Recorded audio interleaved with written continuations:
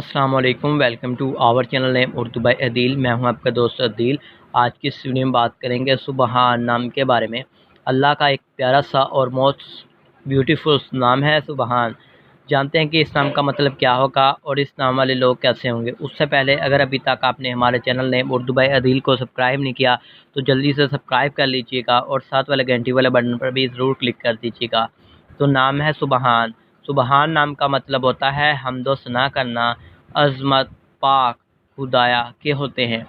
अगर सुबहान नाम के तहलीक ज़बान में बात करें तो ये एक अरबी ज़बान का नाम माना जाता है। सुबहान जिन्स लड़का होता है।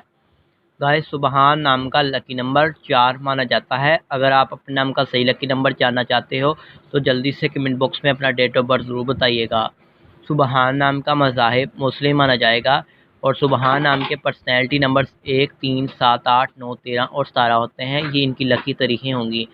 सुबहान नाम का बेहतरीन वक़्त 3 AM से लेकर 5 AM तक होता है और सुबहान नाम के मुआफ़ी दिनों में जुम्मा और हफ्ता भी शामिल है।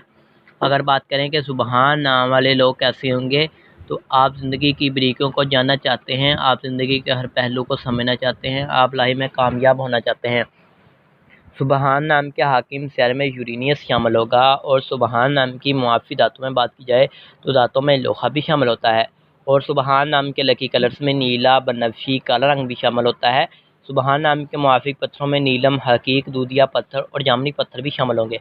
अगर आप किसी भी नाम का मतलब जानना चाहते हो तो हमें जल्दी से कमेंट बॉक्स में बताइएगा।